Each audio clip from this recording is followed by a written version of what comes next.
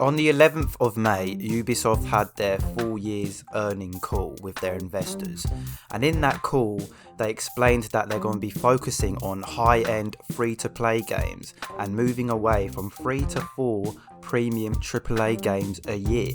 This decision came from a financial communication, and they wanted to basically get more profit each year, and they think that free-to-play games is the way to go. So me and Lou are going to react to this news and just give our opinions about it. Yeah, I mean, free-to-play mobile games is the way to go if you want to make some serious money. Let's be honest. Yeah, we can't be. Let's not be gaming purists here. Yeah, no, that is mobile true. Gaming Yeah. is what it was 15, 20 years ago. It is a ridiculous market. It is, yeah, especially with all of the battle royales, all the MOBAs. You know, you got Dota, League of Legends, Warzone.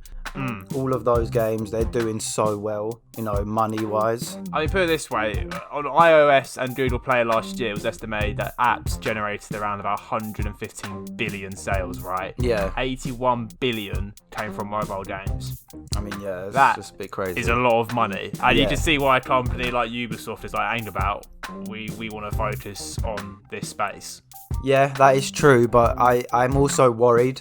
I just think Ubisoft doesn't have the greatest track record of monetizing their games properly. Especially, they monetize single player games, which has nothing to do with like in-game currency and shit, and they still do that badly on Assassin's Creed. So if they're gonna make any free-to-play games, I hope they just balance out like good gameplay and monetizing. Yeah, that's the thing. Like with this change of strategy, it's a weird one because it's not like Ubisoft haven't been in this area. They've got plenty of mobile games. Like they've recently released one of my favourite games recently is Brawlhalla. That's recently come onto mobile.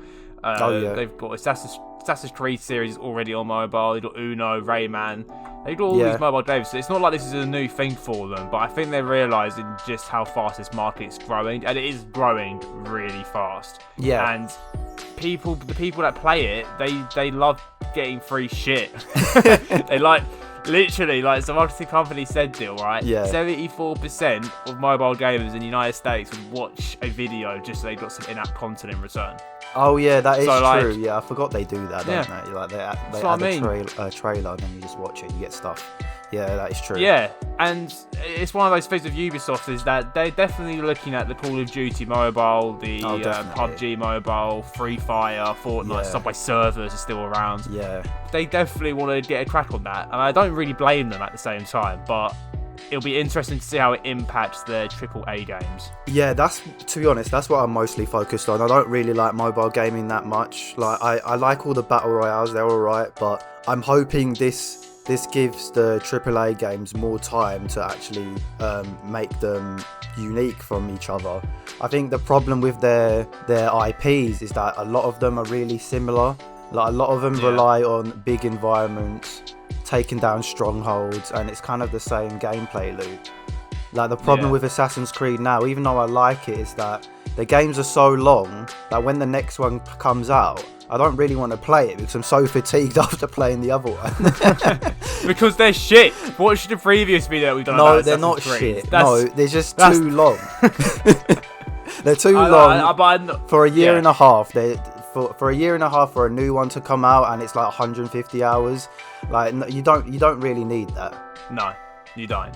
You really don't. And yeah, it'll be interesting to see how they translate that fun experience to the mobile, because like even though I've mentioned that they've done mobile games in the past, they haven't really pushed it hard to like as a mobile game. I don't think, or a free to play one. I don't think yet. Yeah. Like you look at the Call of Duty mobile, that's one of the fastest games ever to reach 100 million downloads. And I think Ubisoft are definitely wanting to think how they can get a cut of that. I wouldn't be surprised if they look at their existing franchises like Rainbow Six and seeing how they can bring that to mobile. Yeah. Do their own. But I know they've got Tom Clancy's Elite Squads on mobile as well. So they're definitely going to try it. Yeah. It'll be interesting to see how successful they can get. But I don't know. What if they just came out and say Prince of Persia, we're bringing it back, but it's coming back on a free to play on mobile? I don't know. It depends. Like I said, man, it just depends how they monetize it. Like, I don't want. The only problem with free to play games now, I feel like people get their franchises Which in a sense is a good idea. They get their franchises and make them into a BR or into some free-to-play model, but that doesn't always mean it's a good thing. Like I saw that Final Fantasy is doing a battle royale, and that just doesn't make sense in my head. That doesn't make sense in my head. Call of Duty obviously makes sense, but I don't want them to just force like an Assassin's Creed BR, and it just doesn't make sense on paper. You know what I mean? Yeah. But they will if they can do a version like that where it's free to play. They will 100% do it. They will do it, again, but like I don't think it's always a good thing to do. It doesn't matter. It doesn't matter. It doesn't matter. Again, with these marketing stats, because say like 82% of mobile gamers say they're more into free mobile games that includes ads than paid games with no ads. Yeah, but that doesn't mean the games are good. I know it doesn't mean that they're good, but they earn a shitload of money. That is true. They do earn a shit ton of money. But I think the problem with Ubisoft now is that a lot of people don't like their games now. And I think adding free-to-play games that are mediocre is not going to help them in the long run. I feel like the free-to-play games that they're going for, like we said before, will help their AAA games. Like I'm sure Far Cry 6 and the new Beyond Good and Evil will be a good standing point to see how they will change their games going forward. Yeah, like it'll be very interesting to see how much. Obviously now Ubisoft have come out and said this, that they're allocating a budget towards this now, so they are going to stop pouring more and more resources into these two divisions really on these high ends. I mean, I don't really know what high end means when it comes to free to play, because does that just mean it's just fancy graphics but you still need to grind watching videos and all that, basically? That's what it means, right? Yeah, basically, yeah. I don't understand that. High-end free-to-play, it doesn't exist. I don't know. It's going to be a weird one, like I said, with the money and the predictions. And like I said, they said that up in 2025, they reckon there's going to be players going to be spending up to 138 billion. If you're running a company like Ubisoft, you would be pretty stupid not even to consider really going for this sort of market, even if it is at the expense of what you're currently doing. I understand. But the amount of money and the casual gamers around there, they'll do it. They'll play them.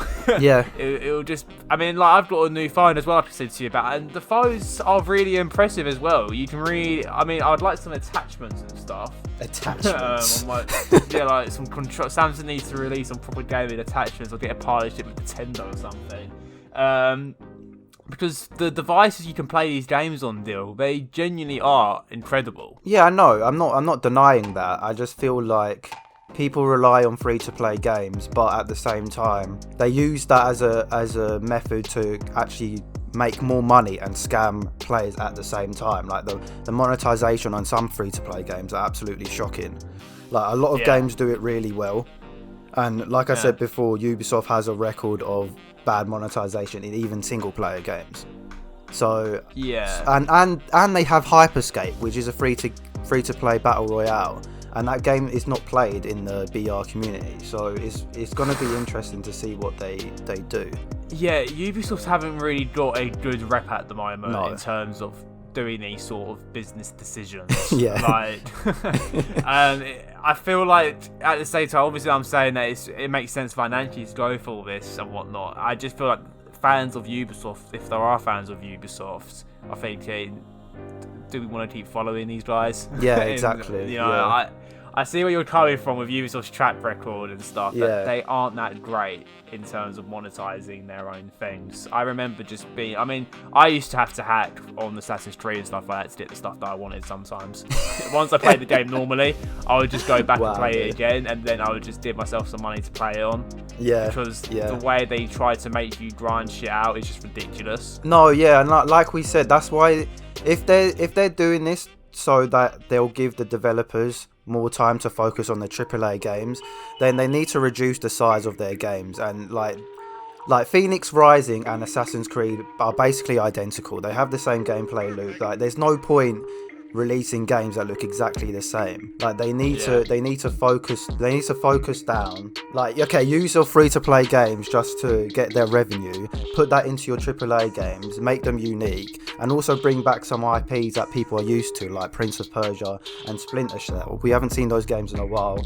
Maybe give those games a chance as well. Yeah, I mean, if that's, I can't see that happening. I think when Ubisoft's board are like, we're gonna go to high end because we want to get more money to put into our AAA games. I don't think that's the case. I think they just want to get a new yacht.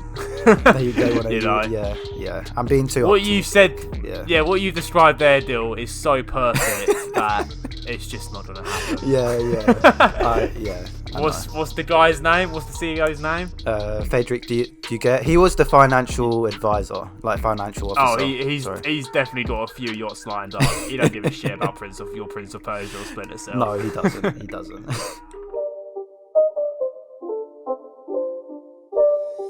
It's not a game, it's a rich thing.